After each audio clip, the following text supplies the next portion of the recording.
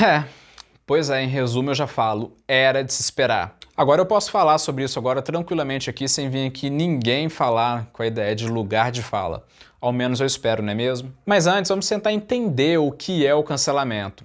Em resumo, cancelamento é você eliminar ou cancelar alguma pessoa para tornar as coisas que ela faz sem efeito. E isso, por vezes, é aceitável e é necessário. Por exemplo, Martin Luther King fazendo cancelamento das empresas de ônibus porque colocavam grandes restrições e obrigações às pessoas negras. Outro exemplo é cancelar a empresa em que o segurança agiu de forma abusiva e violenta contra o cara que roubou margarina. Outro exemplo, fazer cancelamento contra o ator que comprovadamente assediou uma colega de trabalho. Até aí, o cancelamento cumpre muito bem a função de excluir da sociedade uma pessoa que possui condutas não aceitas socialmente. O problema é quando o cancelamento deixa de se focar na busca por justiça e vira uma espécie de uma patrulha ideológica formada por um bando de pessoas ultrassensíveis e com forte viés de fanatismo, agindo igual puritanos que, por qualquer motivo, queriam mandar os pecadores para a fogueira. E hoje virou uma ferramenta de intimidação, não de justiça. Virou uma ferramenta de tentar excluir a outra pessoa do debate público, tentar humilhar, tentar fazer perder o emprego e a fonte de sustento dela, tentar acabar com a vida e com a carreira dela apenas por causa de uma frase que ela falou ou algo do tipo. A questão é que o Big Brother ele expôs muito bem o modus operandi dessa cultura de cancelamento e de ódio do bem.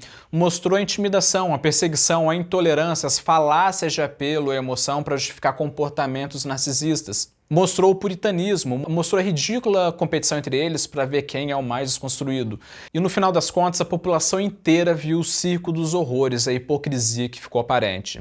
Já agora, os lacradores daqui do lado de fora ficaram mais assustados com o que viram lá dentro. Viram eles próprios. Viram eles próprios quando ficam na internet xingando os outros, fiscalizando o comentário alheio, fazendo pirraça porque alguém discordou deles. Viram eles próprios quando eles ficam promovendo censura, quando eles ficam taxando todo mundo ou qualquer pessoa de nazista ou fascista por coisas mínimas. Mostrou quando eles ficam perseguindo e intimidando pessoas por uma pequena divergência de opinião.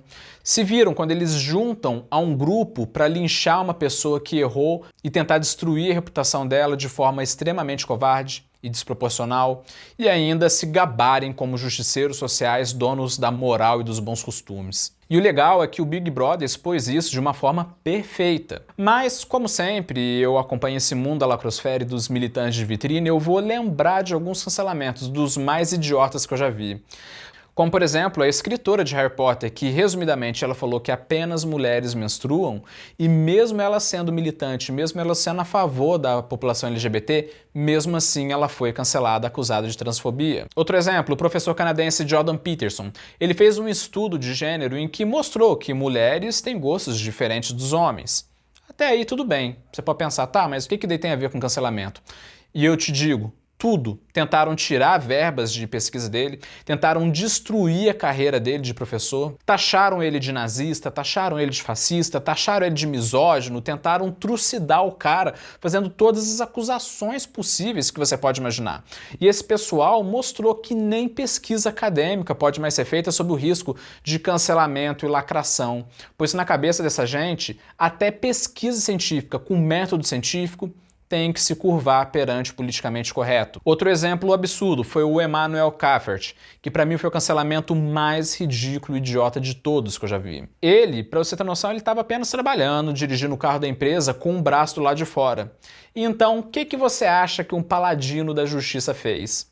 Fotografou, colocou no Twitter e acusou ele de racismo, pois aquela era uma posição racista. Aquilo viralizou, marcaram a empresa dele, então ele foi demitido, recebeu inúmeras ameaças de morte, teve a reputação dele destruída e foi até acusado de ser supremacista branco, sendo que na verdade ele era apenas um imigrante mexicano que estava apenas trabalhando para se manter. Ou seja, você não pode nem mais dirigir com o braço do lado de fora do carro, que logo aparece um militante, um justiceiro lacrador, fotografa, posta na rede social e diz que você é um racista. E pronto, você é trucidado de forma gratuita apenas porque estava dirigindo com o braço do lado de fora do carro. Outro exemplo, o Leandro Narlock. Ele usou o termo opção sexual em vez de orientação sexual. Resultado, foi cancelado e demitido devido a canceladores, sendo acusado de homofobia. Ou seja, um pequeno erro pode fazer a pessoa ter a vida dela destruída. A questão importante aqui é que a nossa natureza humana sempre amou apedrejar as outras pessoas. Sempre foi divertido fazer isso. Não é por acaso que Nietzsche falava que a crueldade é um dos maiores prazeres da humanidade. Por exemplo, os apedrejamentos em praça pública sempre foi algo que atraiu multidões. Ver as bruxas na fogueira, então, nem se fala. Foi um grande lazer.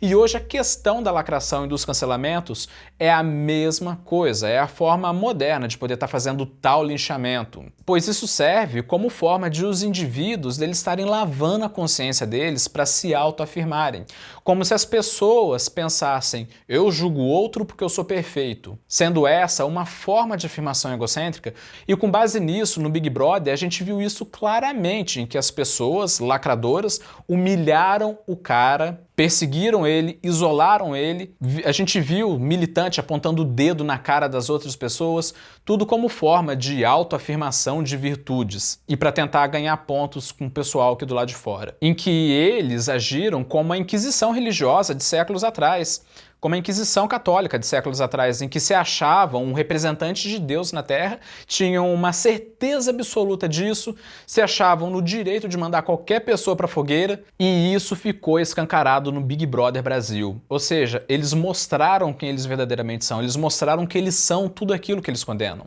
Agora a tendência vai ser de os cancelamentos perderem o efeito e ninguém mais levar essa militância tão a sério. Mas a minha preocupação são as pessoas que militam da forma certa, da forma ética, serem jogadas no mesmo balaio que essa gente lacradora. O meu medo é os bons pagarem pelos maus. Tem sim pessoas do movimento negro, tem sim pessoas feministas, tem sim pessoas do movimento LGBT que defendem a causa de forma justa. E essas pessoas vão também irem parar no mesmo balaio que essa gente lacradora. Vou contar aqui uma história que narra muito bem isso. Era uma vez um jovem pastor que ele costumava levar o rebanho dele de ovelhas para pastar. Ele ficava o dia inteiro sozinho e com isso ele ficava um pouco entediado.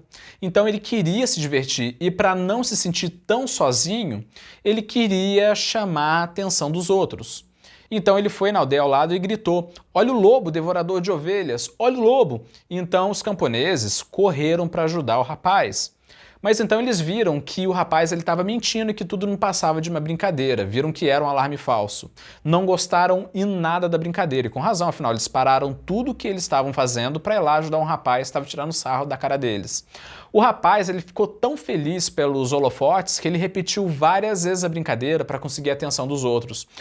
Até que alguns dias depois o inesperado aconteceu.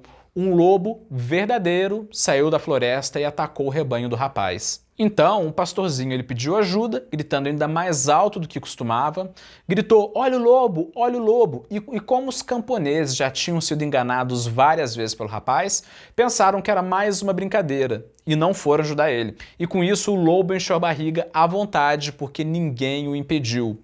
A questão aqui que eu quero pontuar é que racismo existe sim. Sem sombra de dúvida. Na minha opinião, tentar negar a existência do racismo no Brasil é a mesma coisa que tentar negar a lei da gravidade, sabe? Mas quando você tem uma geração lacradora que quer monopolizar essas pautas, usando violência, usando perseguição e intimidação em vez de argumentos, você está fortalecendo o negacionismo e afastando a população desse problema. Outro exemplo também são as mulheres nas empresas, em que, infelizmente, em certas empresas elas são coagidas ou assediadas sexualmente para se manterem no emprego e ficam com medo de impor ao chefe, com medo de perderem o emprego. A questão é que denunciar assédio sexual nunca foi uma coisa fácil, principalmente quando a vítima está sozinha, como no caso da maioria dos casos de assédios sexuais, pois o predador sexual ele escolhe muito bem a sua vítima. Mas com toda essa banalização, com toda essa lacração promovida por militantes de vitrine, como a gente está vendo agora claramente agora na internet e no BBB, o que já era difícil fica ainda muito mais difícil, pois tal mulher, ao pedir ajuda, podem começar a tratar ela como se ela fosse uma lacradora querendo atenção, querendo cagar a regra para os outros, criando uma cortina de fumaça em que os verdadeiros assediadores podem se esconder. Como, por exemplo, a fulana tá me acusando de assédio. De hoje em dia essa mulherada tá aprendendo combatendo com essa militância, que não pode falar nada, que tudo é assédio, qualquer coisinha é assédio. Tá fazendo isso para dar uma de lacradora, para conseguir ibope, pois hoje em dia para essa galera tudo é discurso de ódio, tudo é assédio. Ou seja, olha só o problemão que está criando toda essa banalização dos lacradores de vitrine, pois as verdadeiras vítimas vão ser as mais prejudicadas, porque já é uma situação difícil. E ainda mais com ninguém dando confiança a elas, vai piorar a situação. Já agora a questão da militância truculenta, como a gente viu no Big Brother, eu acho que vai acontecer com ela a mesma coisa que aconteceu na Revolução Francesa. A questão do cancelamento e da lacração lembra muito mesmo a Revolução Francesa. A Revolução Francesa ela teve um caráter inaugural de querer iniciar uma nova ordem social e política. E com isso, houve uma perseguição brutal atrás de qualquer opositor. Qualquer opositor era guilhotinado. Até as pessoas de dentro do próprio movimento, com o tempo, começaram a serem guilhotinadas sob a acusação de que elas eram a favor do próprio regime. Ou seja, todo mundo poderia ser considerado como sendo traidor a qualquer momento.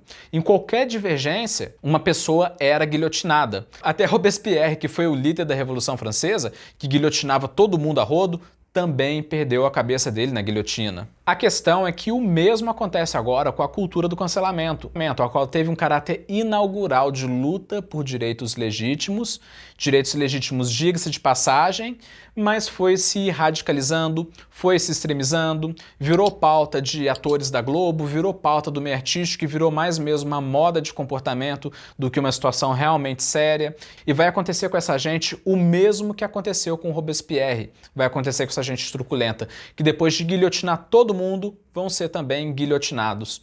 Em resumo, como disse o Clarion, o Big Brother Brasil botou um espelho na cara da geração lacradora e ela não gostou do que ela viu. Pense nisso. Falou!